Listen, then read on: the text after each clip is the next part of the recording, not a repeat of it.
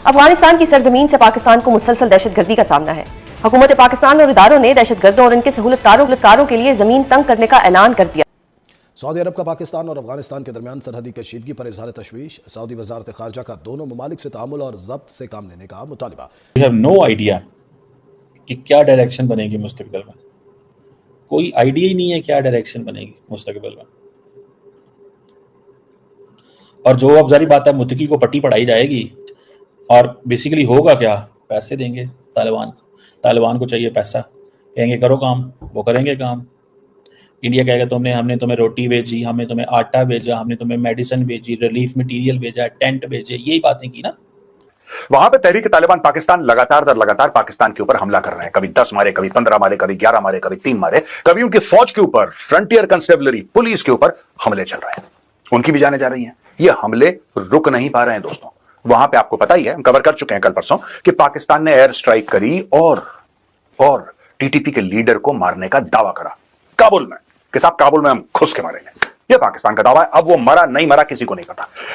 अफगानिस्तान में बैठे दहशतगर्द पाकिस्तान के लिए कितना बड़ा चैलेंज है और इस चैलेंज से कैसे निपटा है, इस सब पर बात करेंगे। हमारे साथ मौजूद है दिफाई तज्जियाकार air commander retired Khalid Chishti. बहुत शुक्रिया सर प्रोग्राम में अपना कीमती वक्त देने के लिए। सर, अफगानिस्तान की सरजमीन से पाकिस्तान में जो दहशतगर्दी हो रही है, एक वहाँ की हुकूमत है जो कहती है कि इन दहशतगर्दों के साथ मुज़ाकरात होने चाहिए, जबकि हम सबको या आपको भी ये नहीं लगता होगा कि वो दहशतगर्द जो हमारे नौजवानों को शहीद कर रहे हैं, हमारे नौजवान रोज शहादत जो है पा रहे हैं, इनकी वजह से इनके साथ मुज़ाकरात होने चाहिए या इनके साथ ये जो ऑपरेशन हो रहे हैं बिल्कुल जायज हो रहे हैं? आप क्या कहेंगे इस पर? अब इंडिया ये भी तो है, वो कहता है जी हमने $2 अरब लगाए थे उस वक्त अमेरिका के कहने पे।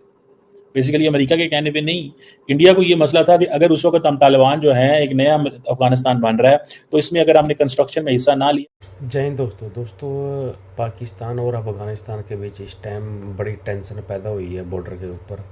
अफगानिस्तान और पाकिस्तान आपस में एक दूसरे के साथ लड़ रहे हैं। पाकिस्तान सऊदी अरब से मदद मांगने के लिए गया, लेकिन सऊदी अरब ने बिल्कुल मना कर दिया कि हम आपकी मदद नहीं करेंगे। पहले पाकिस्तान ने एयर स्ट्राइक की है अफ़गानिस्तान के ऊपर। अब अफ़गानिस्तान उनको चुन चुन के मार रहा है, बदला ले रहा है।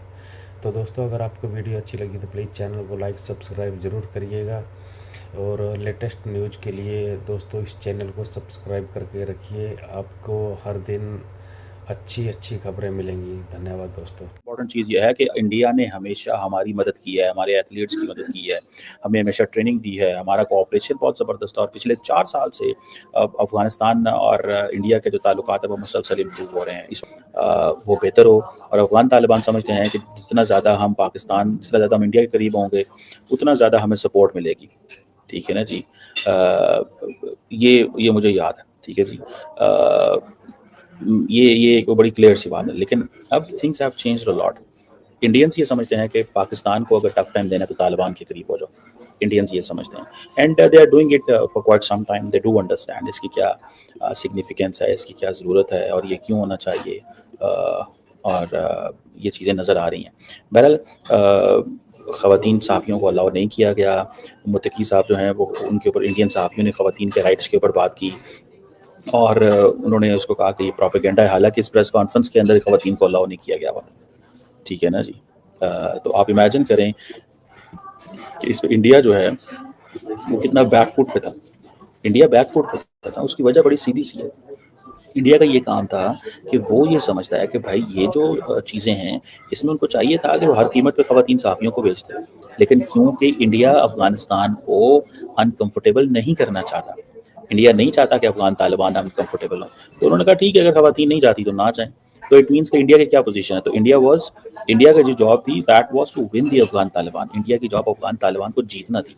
तो वो तो जीत रहे थे भाई। उन्होंने कहा यही एक तरीका है कि जिसके ज़रिए हम ये सारा कुछ कर सकते हैं। सो मुझे ऐसे लगता है, what I understand and what I realise, कि this is going to be a very problematic चीज़ विद इन इंडिया। और ख़ासतौर पर इंडिया की जो फीमेल जर्नलिस्ट हैं, they are very powerful, they are very open, they are strong, they do understand कि क्या करना है और क्या नहीं करना। सो मुझे कम से कम ये चीज़ देखते हुए पता चलता है कि इंडिया जो है उसने तालिबान को जीतने के लिए, to win the Taliban, they did it.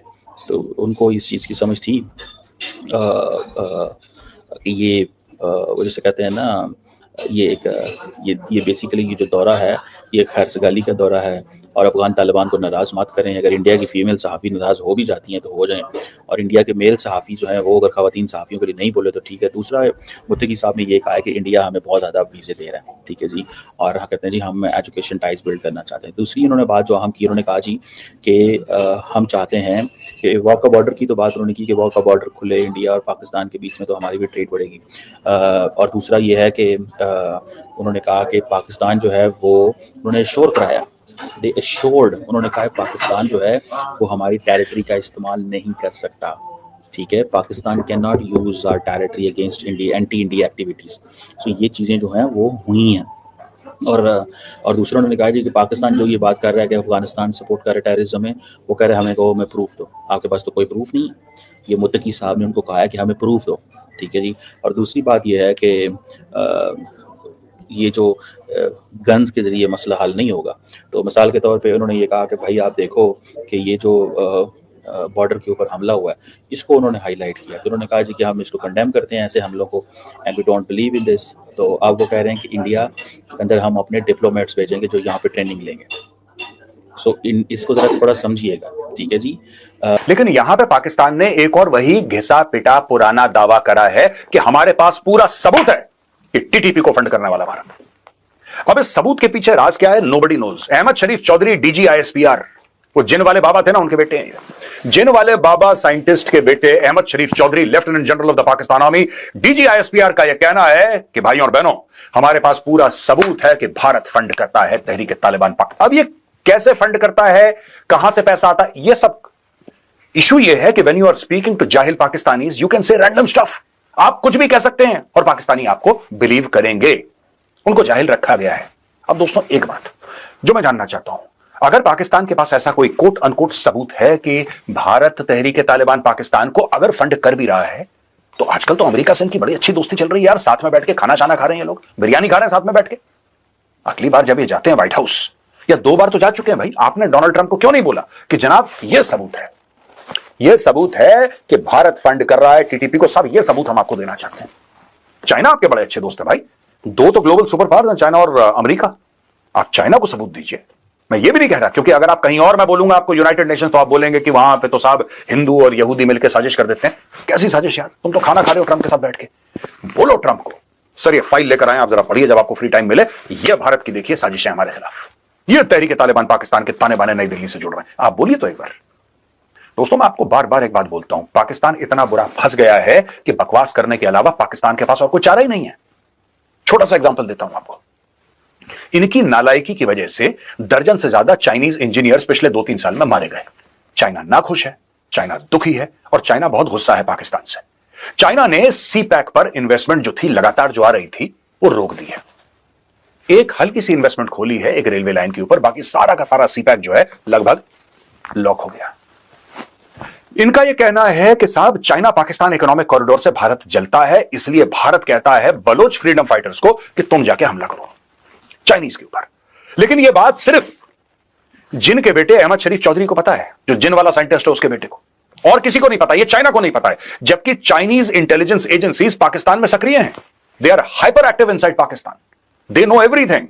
उनको सब कुछ पता है पाकिस्तान में क्या हो रहा है, कौन कब क्या बोल रहा है, क्या कर रहा है। आज तक चाइना ने तो भारत को कॉल नहीं करा कि यार देखो हमारे साइंटिस्ट तुमने मरवा दिया, हमारे इंजीनियर्स तुमने मरवा दिया, हमारा मैन पावर तुमने खत्म करवा दिया, ये तो गलत है, हमारा 60-65 अरब डॉलर का इन्वेस्टमेंट तुम्हारी वजह से खतरे में। ऐसा तो चाइना ने कभी नहीं बोला, एक फोन कॉल भी नहीं आया।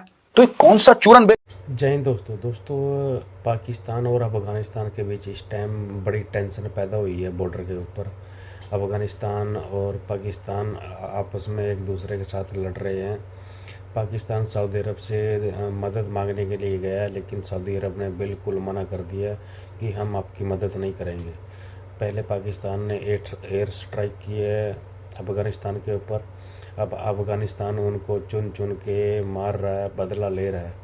तो दोस्तों अगर आपको वीडियो अच्छी लगी तो प्लीज़ चैनल को लाइक सब्सक्राइब ज़रूर करिएगा, और लेटेस्ट न्यूज़ के लिए दोस्तों इस चैनल को सब्सक्राइब करके रखिए। आपको हर दिन अच्छी खबरें मिलेंगी। धन्यवाद दोस्तों।